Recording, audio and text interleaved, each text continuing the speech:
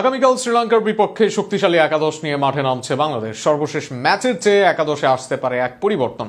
একজন ব্যাটারের জায়গায় দলে আসতে পারেন একজন অলরাউন্ডার। সেক্ষেত্রে কেমন একাদশ নিয়ে মাঠে নামতে পারে বাংলাদেশ, তা নিয়ে থাকছে প্রতিবেদন।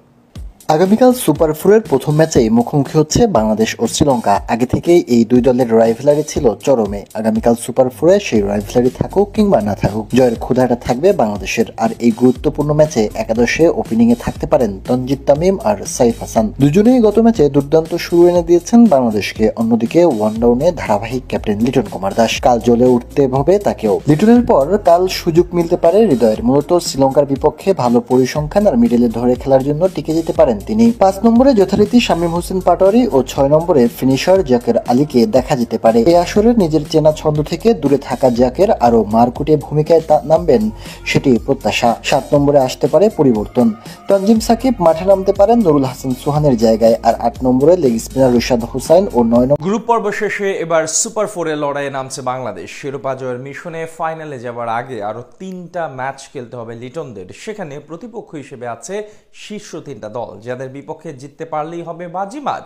পাশাপাশি মেলাতে হবে পয়েন্ট টেবিলের হিসাব নিকাশ। সব মিলিয়ে সুপার ফোরে কবে, কোথায় এবং কাদের বিপক্ষে মাঠে নামবে বাংলাদেশ, সেটাই জানবো রিপোর্ট।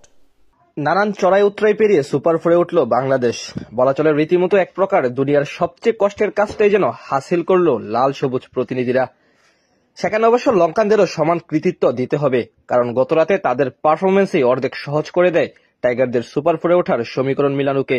কিন্তু অবাক করার বিষয় হলো, ভাইয়েদের মতো কাজ করে দেওয়া সেই শ্রীলঙ্কাকে হারাতে এবার মাঠে নামবে বাংলাদেশ। সাথে আরো 2টি কঠিন চ্যালেঞ্জ অপেক্ষা করছে টাইগারদের জন্য। আকাশ সমান স্বপ্ন নিয়ে এশিয়া কাপ খেলতে গিয়েছিল বাংলাদেশ। সেই স্বপ্নের মাঝে চির ধরে লঙ্কানদের বিপক্ষে পারফরমেন্সে। হংকংয়ের সাথে জিতলেও হোঁচট খায় নিজেদের দ্বিতীয় ম্যাচে। তবে তৃতীয় ম্যাচে রাশিদ খানদের বিপক্ষে শক্তিশালীভাবে কামব্যাক করে লিটনরা। বোলিং ও ব্যাটিং দুই বিভাগে আস্থার প্রতিদান দিয়ে ম্যাচ জিতিয়ে নেয় দারুণভাবে।